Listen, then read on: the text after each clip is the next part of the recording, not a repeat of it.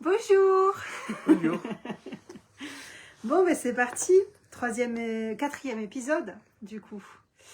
Alors, aujourd'hui, on va parler des émotions. Des émotions, ça. Voilà. Rien que ça. Donc, on avait envie de parler des émotions en général. Parce que c'est pas facile, les émotions. C'est pas facile, ça fait peur, ça fait honte, tout ça. Et on voit souvent nos émotions comme un danger, mais moi je pense qu'elles sont un chemin. Elles sont des messagers, elles sont messagères qu'il est important d'écouter parce que ça permet de mieux se connaître et ça permet de poser les mouvements qui sont nécessaires et souvent ces émotions, elles invitent à l'action. Donc, on voulait parler des émotions en général et des émotions aussi par rapport à la grossesse. Et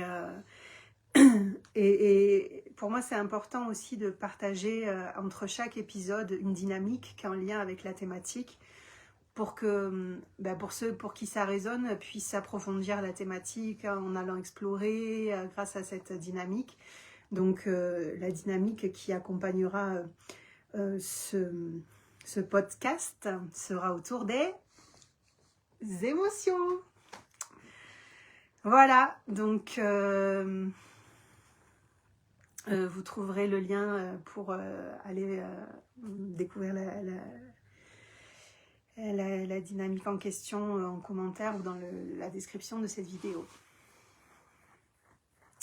Donc je vais commencer, William Pessa, et puis ensuite il prendra la parole.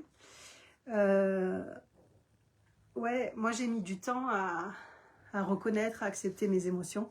J'ai toujours senti un fond de tristesse à l'intérieur de moi que je comprenais pas vraiment dès petite.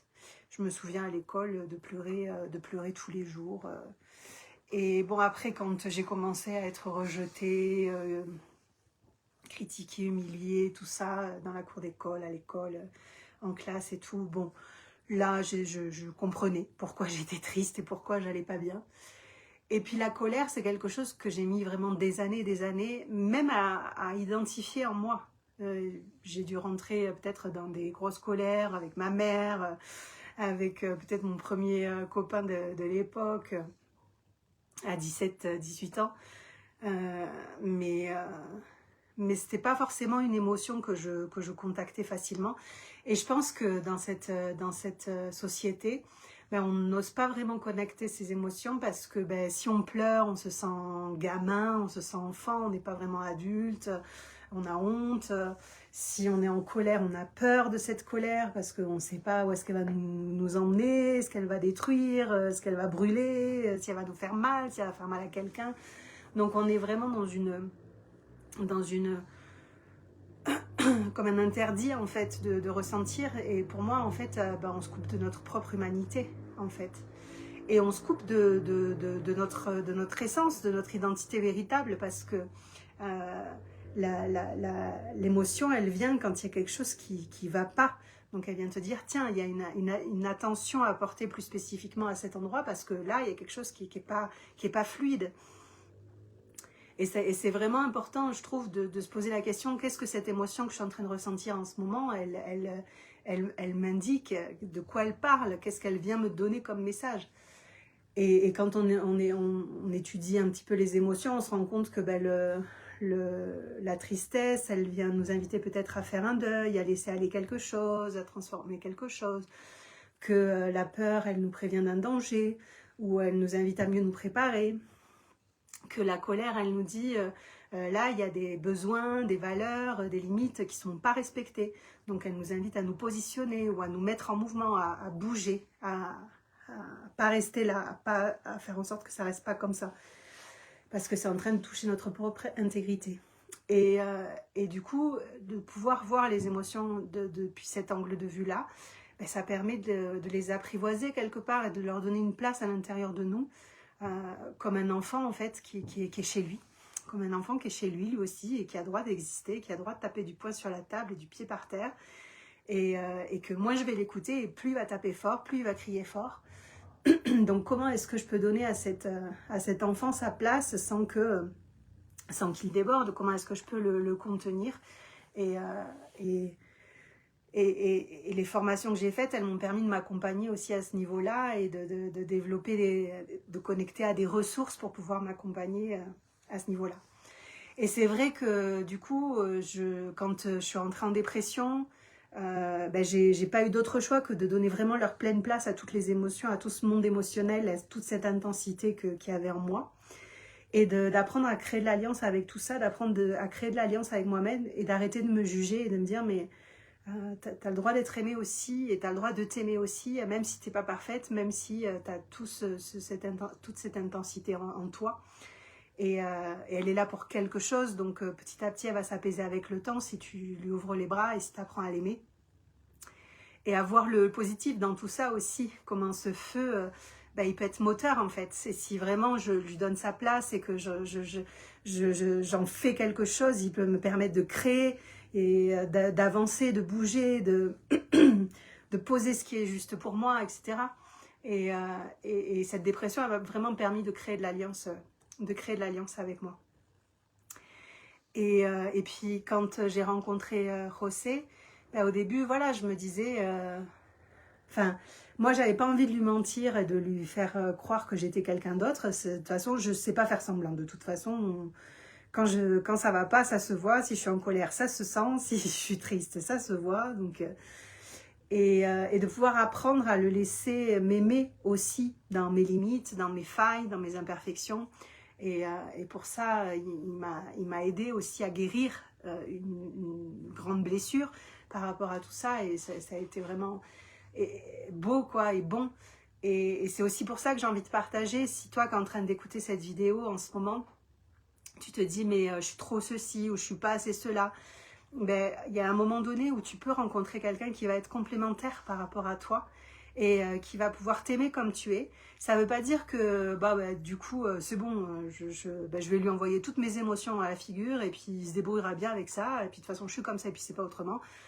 Je pense qu'en tant qu'adulte c'est important de continuer son chemin personnel mais de trouver cet équilibre subtil entre je continue d'avancer, je vois comment je peux apaiser ça qui est en train de crier en moi sans attendre de l'autre qu'il fasse quoi que ce soit ou c'est pas ma poubelle quoi, c'est pas mon punching ball, c'est pas ma poubelle, mais en même temps quand les choses me dépassent, quand c'est plus fort que moi, d'accepter aussi que l'autre puisse être un soutien dans ces moments-là, puisse m'accompagner et continuer de m'aimer malgré mes failles.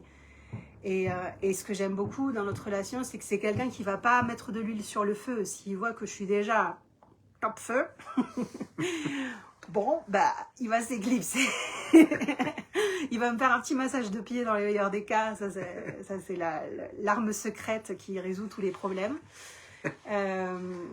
Mais voilà, il va laisser l'espace et me faire confiance et continuer d'être là à sa façon et d'être dans une douceur. C'est pas quelqu'un qui va se déclencher parce que je suis déclenchée. Il y a des gens qui peuvent pas supporter et que du coup ça va énerver, du coup ça va faire feu et incendie. Et tout explose et heureusement c'est pas le cas ici. Donc on rencontre aussi les bonnes personnes quand on apprend à embrasser tout ce monde émotionnel ou toutes nos facettes de notre personnalité, d'arrêter de vouloir forcément les cacher, de les assumer tout en continuant le chemin en tant qu'adulte responsable. Et on va trouver les bonnes personnes sur le chemin qui vont nous accompagner pour continuer de guérir, pour continuer de grandir sans nous juger, en nous aimant. Donc ça, c'est très, très, très chouette. Et dans cette partie justement de dépression, etc., j'étais vraiment dans une extrême aussi de boire, de fumer, etc., de manger mal, etc. Et du coup, à la fois, c'était avec envie d'éteindre tout ce feu à l'intérieur de moi, toutes ces émotions, cette tristesse, etc. Et en même temps, ça alimentait ma dépression. Donc, c'était un espèce de cercle vicieux duquel j'avais peine à sortir, quoi. Et il y a eu un moment au début de notre relation où ça a été important pour moi de me retirer parce que je me suis dit, là si je continue comme ça, le pire du pire, c'est que je peux mourir, quoi. Je peux tomber malade, je peux avoir envie d'en finir avec la vie, enfin, de me laisser tirer par cet à quoi bon, jusqu'où j'allais atterrir, quoi. Et puis à un moment donné, je me suis dit non, moi, en fait, c'est une énergie de vie qui est en train de pousser à l'intérieur et qui dit, mais moi, j'ai envie d'exister, j'ai envie d'arriver à connecter à cette vitalité, à ce vivant. Et du coup, j'ai dû me retirer de la relation parce que j'avais... Déjà, c'était difficile de le voir me regarder avec des yeux comme ça et de me trouver magnifique et merveilleuse alors que moi, je me voyais en train de fumer, en train de boire tous les soirs, voire dès le matin, des fois, quand j'étais toute seule. Je me sentais pas alcoolique parce que j'ai déjà eu des périodes où si je décidais d'arrêter pendant un temps, j'arrêtais. Mais tellement dans cet à quoi bon, plus la force, plus envie de me battre, plus envie de lutter, plus envie de résister, que je me laissais glisser, quoi. Et donc du coup, j'avais du mal à m'aimer dans cet extrême-là de comportement. Parce que du coup, ça allait aussi avec la nourriture et je mangeais, je m'en foutais, quoi. Vraiment... Donc je me suis retirée et il a su être là tout en me laissant l'espace dont j'avais besoin, sans s'imposer, etc. Et vivre son processus à lui aussi, qui n'a pas été facile de son côté. Mais ça nous a permis, moi, de sortir de ça pour moi, pas pour lui, pas pour la relation, mais pour moi, parce que c'était important pour moi et que je voulais y arriver et que je voulais me prouver aussi que j'étais capable et puis vraiment de sortir de ce mécanisme de mort pour vraiment choisir la vie. Lui, de vivre son processus à lui et ensuite de pouvoir se retrouver vraiment à part entière, chacun ayant fait son chemin pour pouvoir vivre une relation plus mature, plus saine, où on ne va pas être dans l'attente de l'autre qui nous sauve, qui joue le père, qu'elle joue la mère, ou lui faire payer pour ses blessures qu'on ne supporte pas en nous. Et vraiment, ça a été important pour notre cheminement et notre relation. Donc quand je suis tombée enceinte, finalement je voyais pas trop la différence au niveau émotionnel et même au niveau physique, parce que en fait moi j'ai l'impression que ça fait des années que je suis enceinte. Donc je pense que quelque part mon corps, alors que moi j'étais pas sûre de vouloir être mère, mais parce que j'avais peur de moi, parce que je me voyais dans cet extrême émotionnel, je me disais mais est-ce que je vais savoir être une bonne mère? Est-ce que je serai vraiment un cadeau pour l'enfant que je vais donner à la vie, quoi? Et puis bon, tous mes traumas et les traumas dans mon système familial, etc., dont on parle dans le premier épisode, je crois, font que je savais pas, mais mon corps, je pense que quelque part, il me disait mais moi je veux, moi je veux avoir un bébé.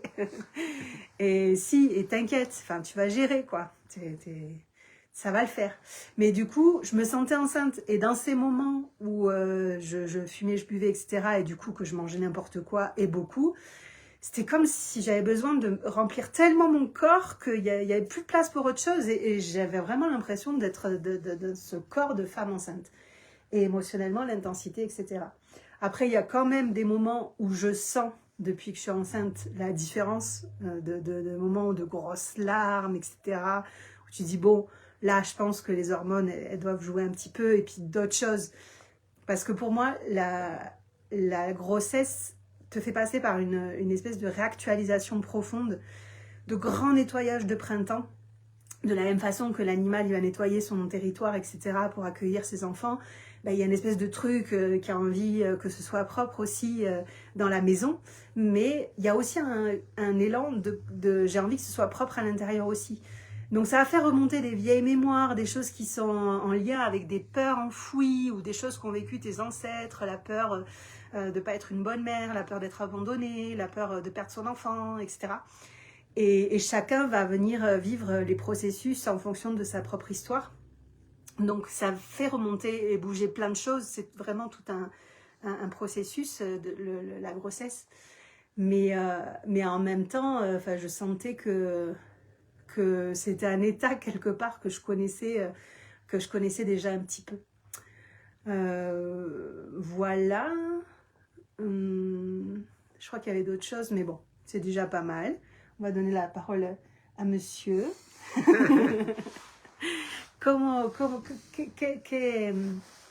¿Qué quieres compartir alrededor de esta temática? Qu'est-ce que tu veux partager autour de cette thématique? Pues compartir un poco cómo han sido las emociones desde un poco mi niñez, de lo que tengo recuerdo. J'ai envie de partager autour de ce qu'ont été les émotions pour moi depuis que je suis enfant. Y puedo contarles que aquí en San Cristóbal, cuando yo era pequeño, era muy bonito, muy tranquilo. Ici à San Cristóbal, donc c'est là où on vit, quand j'étais petit, c'était très tout mignon, assez tranquille. Sí, los niños gozábamos de mucha libertad porque no había ningún peligro importante. On jouissait comme en tant qu'enfant de beaucoup de liberté parce qu'il n'y avait pas de danger potentiel. Entonces, pienso que mi niñez fue muy natural, muy alegre, muy feliz. Donc je sens que ma jeunesse a été très naturelle, joyeuse, heureuse. Pero sin embargo, sí, lo que tengo recuerdo es al ver las cuestiones familiares, ver los adultos, ahí sí veía cosas diferentes.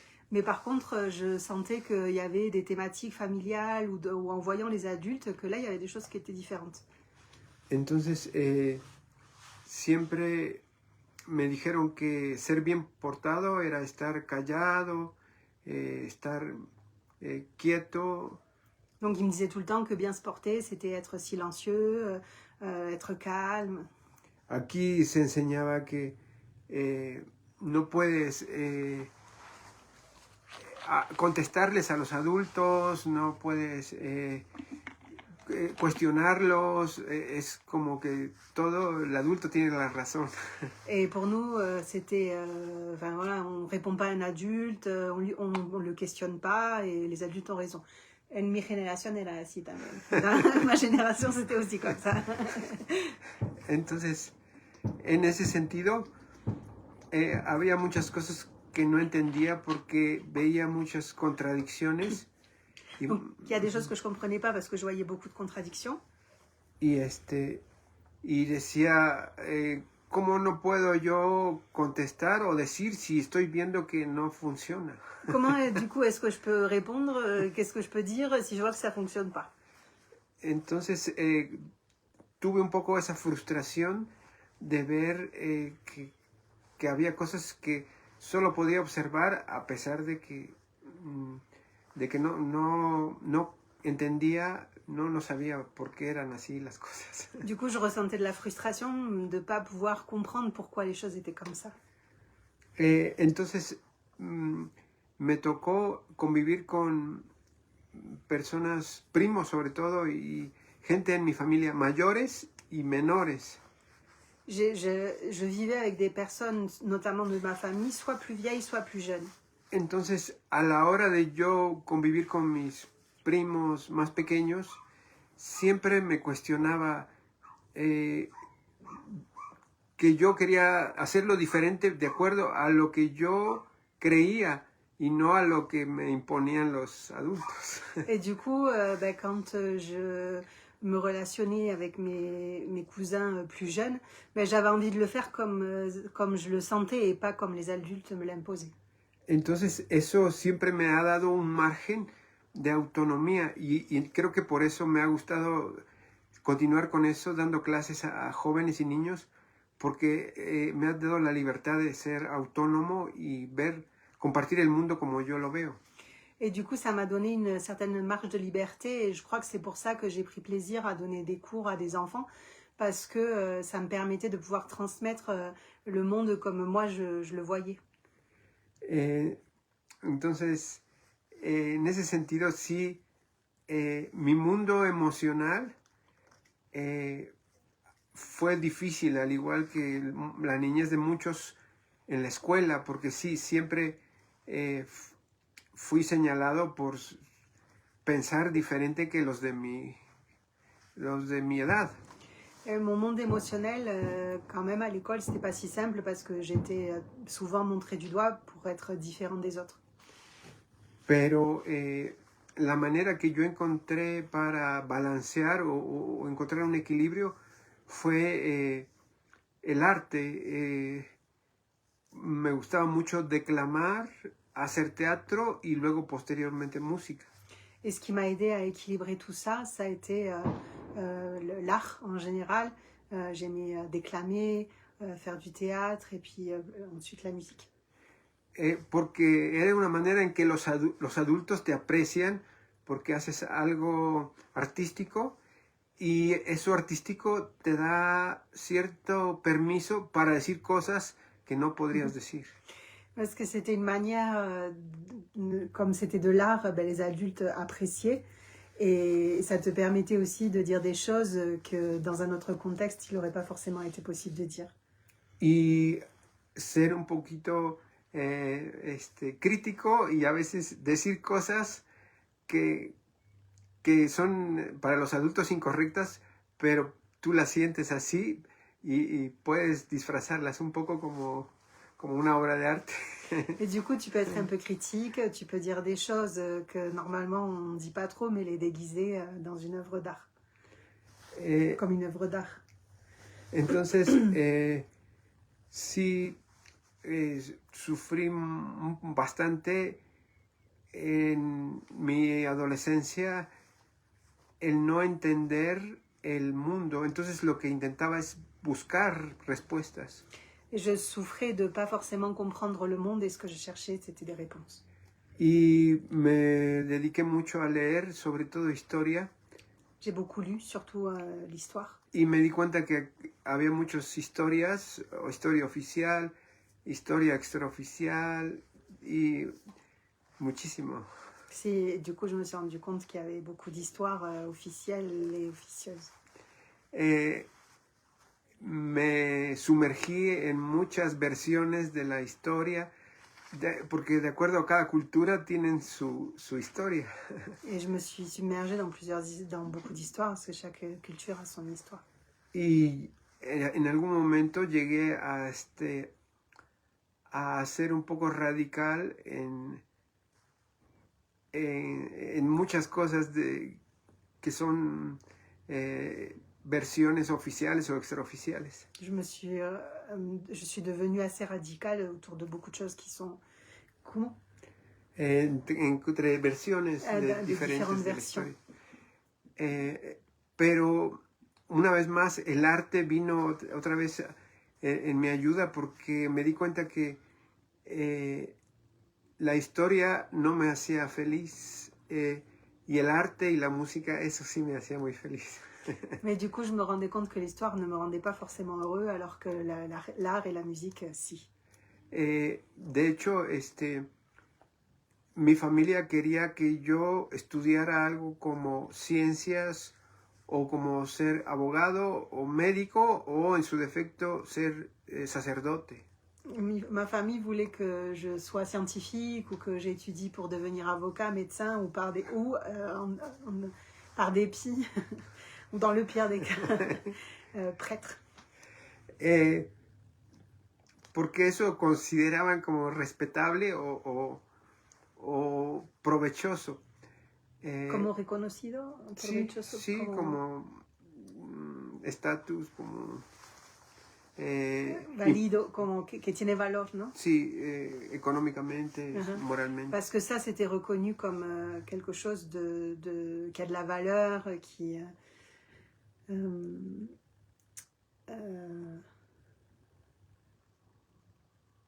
rapporte de l'argent, c'est reconnu, quoi. C'est validé, quoi, par la société. Entonces, cuando quise ser músico, fue un desafío para toda mi familia y tuve que pelear por ello. Du coup, quand j'ai décidé de devenir musicien, ça a été un défi pour toute ma famille et j'ai dû me battre pour ça.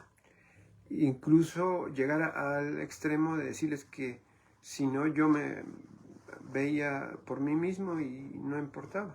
Sinon, j'allais me débrouiller par moi-même et puis tant pis. Mais voilà, lâcherai pas. Entonces, hasta que vieron que estaba totalmente convencido, fue que aceptaron que fuera músico. Puis quand ils ont vu que j'étais déterminée, ils ont accepté que je sois musicien. Eso también provocó que, bueno, parte de la familia no comulgara con estas ideas y bueno, nos considerara como un poco marginales a mí y a mis hermanos. ¿Por qué tus hermanos? Bueno, a mi hermano, porque no estudió ingeniería y porque era como los raros. Et même son frère qui a étudié ingénierie, je crois que c'est ça. Mi hermana quería ser psicóloga. Et sa sœur voulait être psychologue, donc les trois, ils étaient un peu marginaux quoi, pour la famille. Sin embargo, bueno, es un precio que hay que pagar por la libertad. Creo que la libertad es importante. Mais c'est un prix qu'il faut payer pour la liberté, parce que la liberté est importante. Y encontré mucha satisfacción trabajando con jóvenes y niños porque podía ser autónomo y compartirme tal cual mis emociones con ellos. Et c'est pour ça aussi que c'était important pour moi de travailler avec des jeunes, parce que je pouvais être qui je suis et partager naturellement et de façon authentique mes émotions. Ya hablando un poco más de la situación de mis emociones con la cuestión de ser papá. Pour parler un peu plus de mes émotions en lien avec le fait d'être papa. Es algo que de un inicio me ha causado mucha alegría y mucha emoción. C'est quelque chose qui m'a provoqué dès le début beaucoup de joie et beaucoup d'émotions. Y siento que es un poco más intenso el vivirlo uno mismo. He tenido mucha convivencia con niños y he visto crecer. Je sens que c'est quand même beaucoup d'émotions que de le vivre soi-même. Même si j'ai vécu avec beaucoup d'enfants que j'ai vu grandir, partagé avec des enfants que j'ai vu grandir. Pero el que vivirlo como protagonista y formar un ser humano ya directamente, eso creo que es de lo más emocionante que hay. Mais de le vivre soi-même et de créer un enfant et de sentir cet enfant qui grandit, c'est quelque chose de très émouvant. Entonces, ha sido como dos principales partes, una que siente miedo y una que siente mucha alegría. Donc je sens quand même deux parts en moi, une qui ressent de la peur et une qui ressent beaucoup de joie. Entonces siento que ya tengo algunas herramientas de trabajar con niños, pero ahora siento que voy a profundizar más todavía. Je sens que j'ai pas mal d'outils du fait d'avoir travaillé avec des jeunes, mais je sens que je vais approfondir encore plus. Y sobre todo en las cosas prácticas, que a veces dan un poco de miedo, también voy a experimentar más a fondo lo que vivieron mis padres y mis ancestros. Et pour les choses qui effraient un peu plus, je pense que je vais expérimenter en profondeur des choses qu'ont pu vivre mon père, mes ancêtres, etc. Pero siento que a esta edad o con esta experiencia puedo tener un poquito más de calma y paciencia. Et je pense qu'à cet âge-là que j'ai aujourd'hui, avec l'expérience, je peux avoir plus de calme et de patience. Entonces, Estás a buena escuela conmigo. Te a buena escuela avec moi. Sí. Entonces sí, la verdad que me siento muy feliz y muy agradecido con Amélie. Du coup, je me sens très heureux et très reconnaissant avec Amélie. Sí, por compenetrarse de manera tan linda conmigo y aceptar esta aventura tan fascinante de ser padres. Alors, copénétrer, c'est pas quelque chose que hacemos mucho. Pour copénétrer, voilà, symboliquement, symboliquement parlant, pour la convivence, quoi. Pour tout ce qu'on partage et cette ouverture qu'on a l'un envers l'autre. Et olvidé el final de la... Sí, esta aventura de ser padres. Et pour cette aventure d'être parents ensemble. Siento que es la madre perfecta. Je sens que c'est la mère parfaite. Non, pero en el sentido como... Sí, como perfectamente imperfecta. Parfaitement imparfaite. Perfectamente, sí, exactamente. Y estoy muy feliz y creo que va a ser muy bonito toda esta experiencia. Je suis très heureux et je sens que ça va être une très belle expérience. Y estoy feliz de también poder compartirlo así abiertamente. Je suis heureux de pouvoir le partager ouvertement aussi comme ça. Eso también me da mucha alegría. Ça me donne aussi beaucoup de joie. Porque quizás estos espacios, cuando yo era niño, no podía ver a algunos adultos compartir de este modo. Quand j'étais jeune, je ne voyais pas des adultes partager comme ça. Y ahora siento que ya, sobre todo los padres de hoy en día, son muy diferentes a los padres que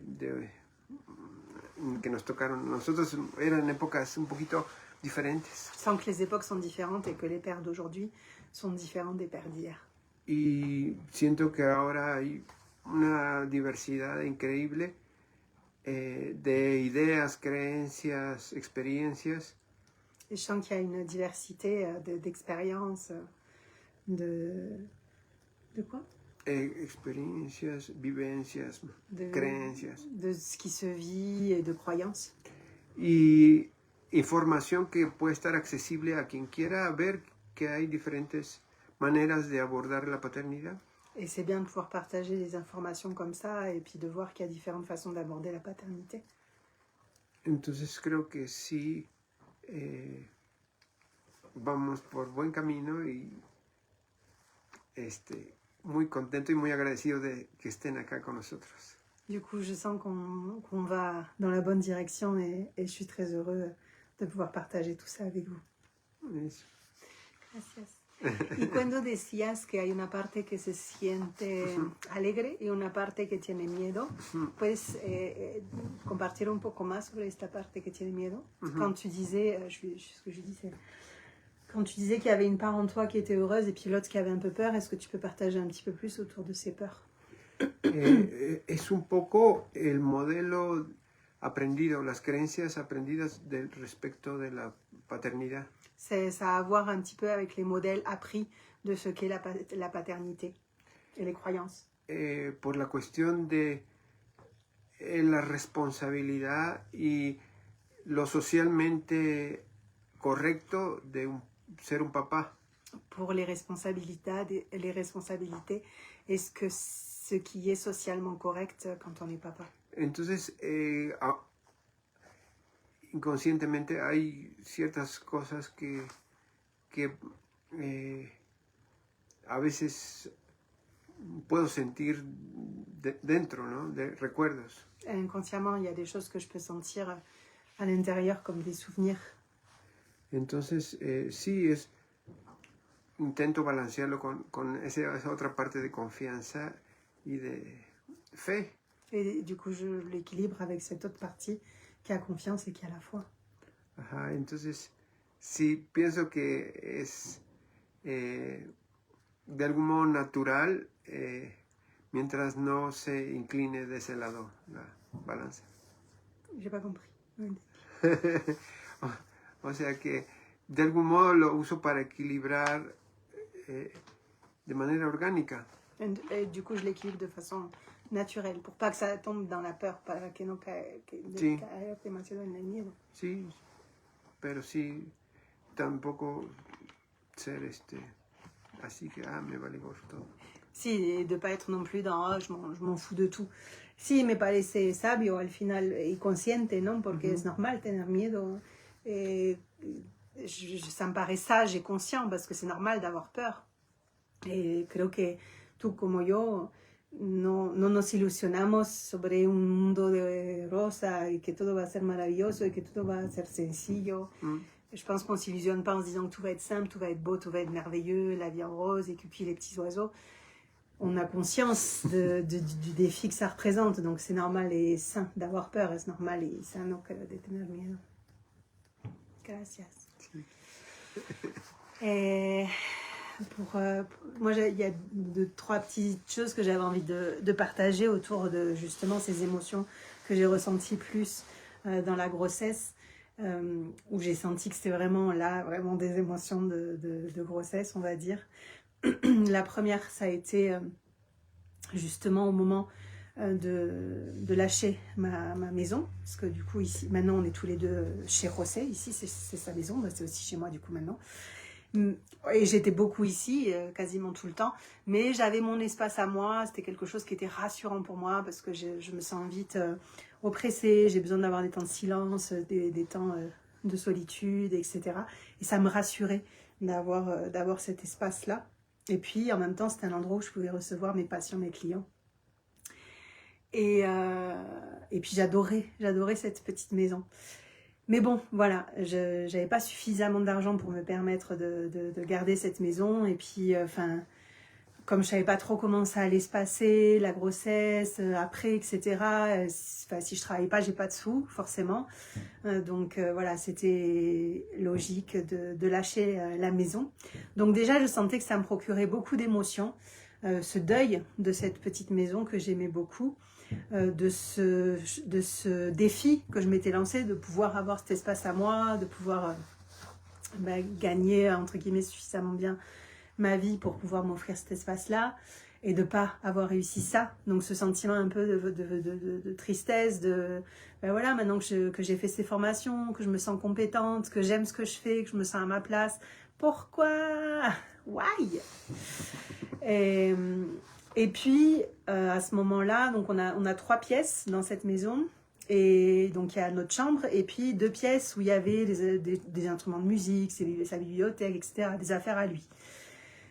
Donc, je me disais, mais où est-ce que je vais mettre mes affaires, même si j'ai pas beaucoup de choses, j'ai quand même des affaires. Et ce jour-là, un matin, je me suis sentie vraiment oppressée par tout ce qu'il y avait dans cette maison. Et je me suis effondrée et pleurée à grosses larmes. Et mais il n'y a pas de place pour un bébé dans cette maison. et ouais, c'est cette tristesse de sentir que j'avais déjà besoin qu'il y ait ce mouvement qui se fasse, cette place qui se fasse. Et puis de pouvoir me tranquilliser pour pouvoir aussi vivre mon déménagement à mon rythme, petit à petit, parce que c'était important pour moi de le faire. Et en même temps, je me culpabilisais parce que je sentais que je bougeais beaucoup, que je devais mettre les choses en carton, faire le ménage, etc. Et puis, c'était un moment du début de grossesse où on est censé se reposer beaucoup, pas trop faire de mouvements. Et en même temps, je sentais beaucoup de force en moi. Je sentais que c'était juste, que bébé me disait que c'était OK. Mais il y a un mélange comme ça de plein d'émotions. Après, j'ai la chance d'avoir un super bonhomme à côté de moi, qui est vraiment un vrai soutien tant émotionnel que dans la matière. Et dans la journée, il a déménagé toutes les affaires pour laisser un espace où je puisse amener mes affaires à moi, et puis qui allait pouvoir aussi être l'endroit où j'allais recevoir les personnes que j'accompagne. Parce que je voulais quand même continuer de travailler et il fallait bien que j'ai un espace pour. Donc, j'ai pu commencer à déménager et tout ça. Donc ça a été le premier moment de grosse émotion. Puis aussi, le stress du moment de faire les analyses, les prises de sang, le momento de hacer l'analysis y todo. J'ai senti que ça avait généré pas mal d'angoisse. Moi, je suis quelqu'un qui prend pas de médicaments depuis des années. Je suis pas dans cette... voilà, pour moi, c'est hyper important de me soigner naturellement, c'est un choix que je fais, je dis pas que c'est ce qu'il faut faire, hein, c'est moi, ma façon de faire, et pour moi, déjà je sens que je suis quelqu'un qui est quand même en bonne santé, et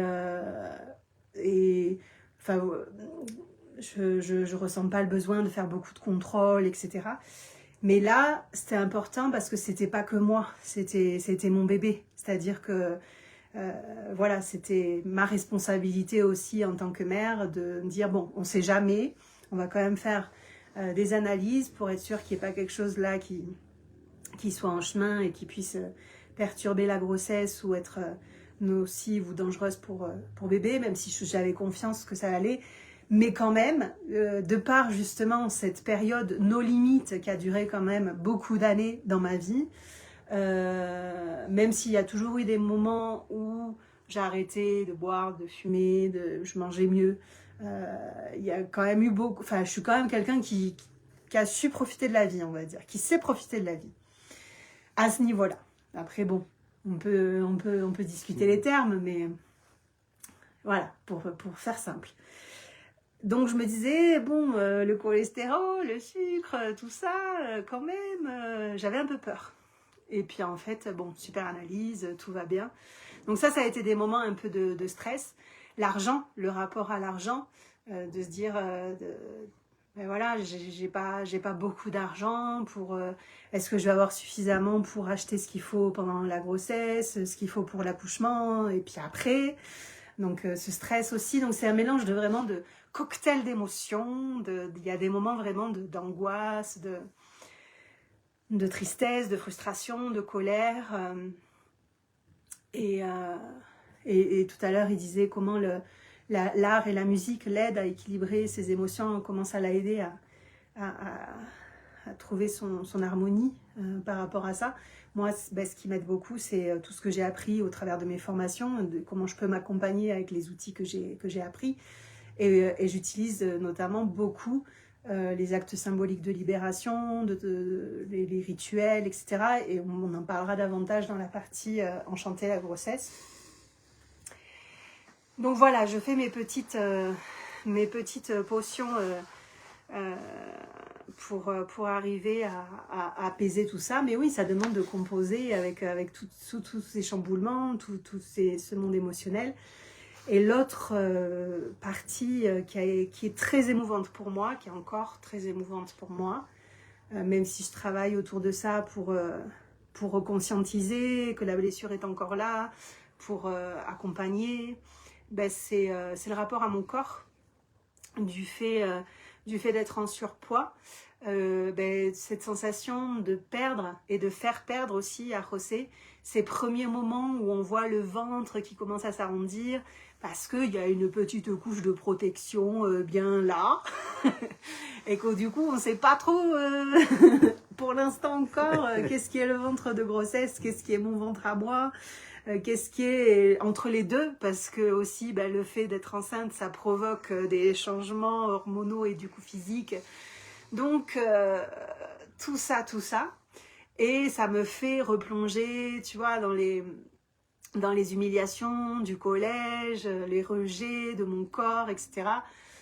Où je me suis pas vue grossir parce que moi je me voyais pas grosse, enfin je me posais pas la question en fait, jusqu'à ce qu'on commence à me dire ah Mélie la grosse, machin. Et puis du coup me faire avoir honte de mon propre corps, le rejeter, c'est aussi pour ça, entre autres, pas seulement, mais que j'ai eu beaucoup aussi d'autodestruction, parce que je pense que c'était une manière de me venger de mon propre corps, parce qu'il m'avait trop fait souffrir, mais de par les autres, de ce qu'ils avaient renvoyé. Et du coup, comme ils me disaient que j'étais grosse, moi j'ai intégré que j'étais grosse, et donc du coup je me suis toujours vue énorme, et je me suis pas vue grossir, parce que pour moi j'étais déjà grosse. Et c'est quand je vois des photos de l'époque où je me dis mais non, mais pas du tout, mais c'est dingue quoi l'image qu'on peut avoir de soi. Et puis même en fait, tu vois, j'ai envie de dire mais bordel de merde, pourquoi c'est la société, tu vois, il y a un feu d'artifice du coup, qui doit décider qu'est-ce qui est beau, qu'est-ce qui est pas beau. Et je vois comment c'est encore difficile pour moi de me sentir belle dans ce corps parce qu'il est trop rond, parce qu'il est trop gros, parce que... Donc voilà, ça fait partie des grandes réactualisations et des gros nettoyages et des blessures que la grossesse vient toucher. Et c'est quelque chose qui m'a beaucoup touchée, quoi, qui m'a vraiment bouleversée. Ouais, ce rapport à mon propre corps, de me sentir coupable, de perdre ce moment de la beauté du ventre qui s'arrondit, des premiers instants, même si à un moment donné, je sais qu'il n'y aura plus de doute, je vais dire, ah oui, il n'y a pas de doute, je suis enceinte là, oui. C'est vrai que c'est quelque chose qui me bouleverse beaucoup. Ça commence à s'apaiser, et d'ailleurs, j'ai écrit tout un texte par rapport à ça, et je le partagerai en commentaire sous cette vidéo aussi. Et d'ailleurs, j'en profite pour dire, Je pense qu'en France, c'est pas si commun que ça d'aller toucher le ventre d'une femme enceinte comme ça sans lui demander son avis, sans lui demander la permission. Et ici, c'est normal. Donc d'un coup, t'as des mains et ça, c'est quelque chose qui a été hyper compliqué pour moi. D'ailleurs, José travaille dans une école, dans une école primaire et les petites de 6-7 ans, 6-7 años, qui lui ont demandé mais elle est où ta copine, on veut toucher son ventre. Du coup, moi, ça m'a fait trop peur, je veux plus y aller. et même si c'est des amis, tu vois, des gens en qui j'ai confiance, je sais que c'est de la bienveillance, etc. Mais pour mon corps, c'est pas naturel. Et puis c'est hyper intime le corps, c'est hyper intime le ventre. Et pour moi, ça a été aussi une protection. Je sais qu'il y a des kilos une protection, et notamment, c'est pas pour rien que ça s'est passé au niveau du ventre, qui a été aussi beaucoup pour me protéger d'abus que j'avais touchés, donc d'abus que j'avais vécu. Et du coup, ça m'a perturbée. Attends, je vais respirer.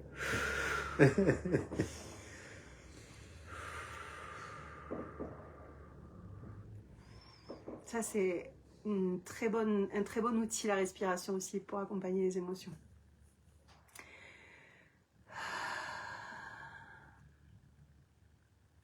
Je bois un coup d'eau, l'eau aussi.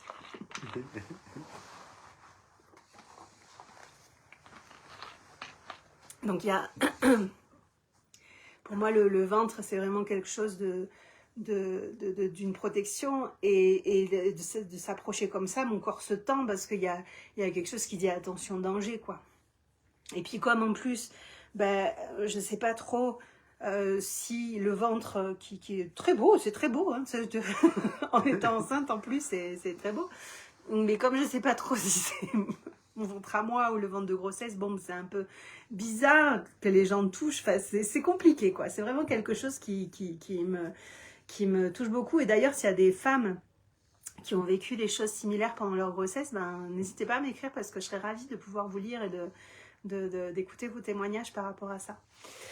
Voilà, donc ouais, je pense que c'est hyper important d'avoir conscience de ça. Si vous avez l'élan de toucher le ventre d'une femme enceinte, déjà demandez-lui son accord. Pour moi, le consentement, il commence aussi, il existe aussi à cet endroit-là.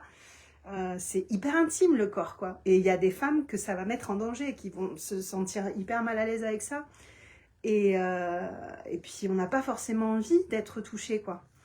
Et je pense que ça fait partie aussi du fait de devenir mère, du fait d'être femme, d'être adulte, de savoir poser ses limites, de savoir dire non.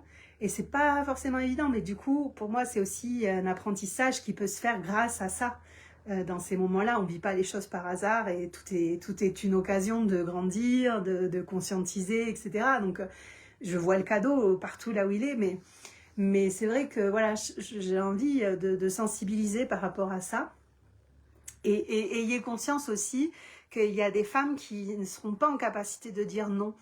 Donc voilà, est-ce que c'est vraiment important de toucher ce corps, ce ventre pour vous, sachant ce que ça peut réveiller chez la femme? Voilà, c'est ouvert, mais je trouve que c'est important de pouvoir aborder aussi ces thématiques-là. Voilà, je crois qu'on a fait pas mal le tour, hein. Creo que ya está bastante. Et j'espère que ça vous a parlé, que ça vous a inspiré. En tout cas, nous, on est très heureux de pouvoir partager tout ça. Puis ça nous fait du bien aussi.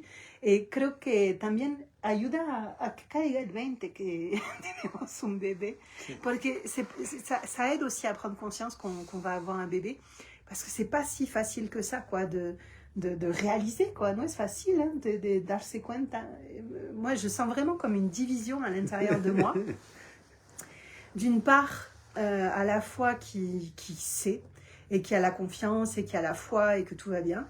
Et une autre part qui a peur, qui doute, et qui se dit c'est trop beau pour être vrai, ou qui a du mal à réaliser. Et enfin, Moi, j'adore, plusieurs fois par jour, à commencer le premier moment de la journée et le dernier moment de la journée, quand je suis allongée dans mon lit, de poser mes mains sur ce ventre et de pouvoir vraiment connecter avec bébé, de me dire waouh, il y a une vie qui est en train de grandir en moi. C'est beau, quoi. Et pour ça, les échographies, je trouve que c'est super aussi parce que ça aide à intégrer l'idée, à prendre conscience, etc. Et surtout dans les premiers mois où on sent pas le bébé, on sent qu'il y a des choses qui se passent dans le corps, mais c'est pas évident. Et le fait de pouvoir partager comme ça, el hecho de compartir así, nos ayuda, creo, también a poder integrar también la idea. Ça nous aide aussi à pouvoir intégrer l'idée qu'on est en train de devenir parent. Donc voilà, c'est aussi pour ça qu'on le fait. Et puis de toute façon, on a du plaisir et de la joie à le faire. Et si ça aide une personne, ben c'est déjà un grand cadeau pour nous. Donc si ça inspire, si ça ouvre des portes, c'est super. Voilà, la suite au prochain épisode. Merci, à bientôt.